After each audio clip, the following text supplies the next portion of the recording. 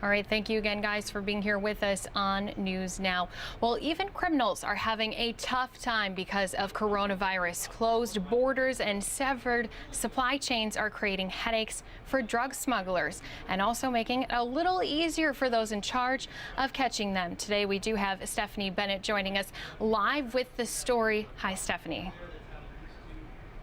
Hey there, good afternoon. Well, law enforcement agencies say one group in particular is unexpectedly been hit very hard by this coronavirus pandemic, and that's the cartels in Mexico.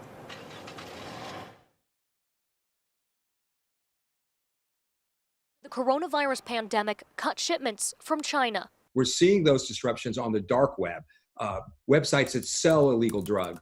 Those websites are either shutting down or they're delaying deliveries. Cartels often use suppliers from China who make cheap ingredients for meth and fentanyl, but containment orders there have left the cartels empty-handed. Since coronavirus hit, and of course Wuhan is the epicenter, they have had a total lockdown on the city, and it's been a lot harder to get these chemicals out of Wuhan.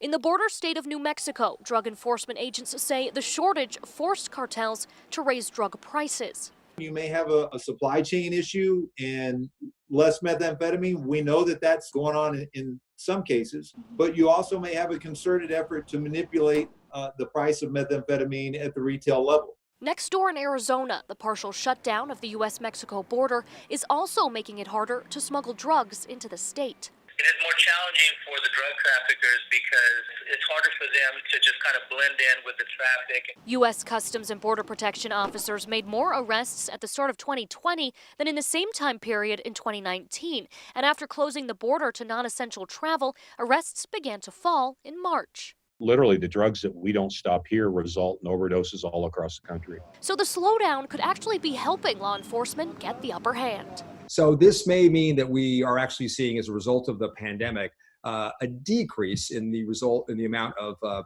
illicit drugs coming into our country. Now, like other businesses, this slowdown is only temporary. Analysts say as long as there's demand in the U.S. for these drugs, cartels will find ways to bring them in. Now, Stephanie, one question I have is how are they going to try to get around these closures?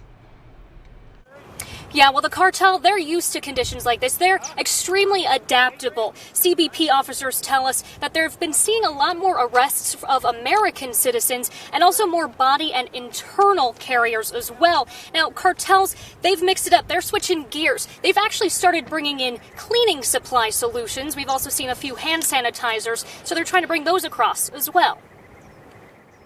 All right, a lot of ways they're trying to work around, but again, it's all about the people who are trying to catch them. Stephanie, thanks so much for joining us here live.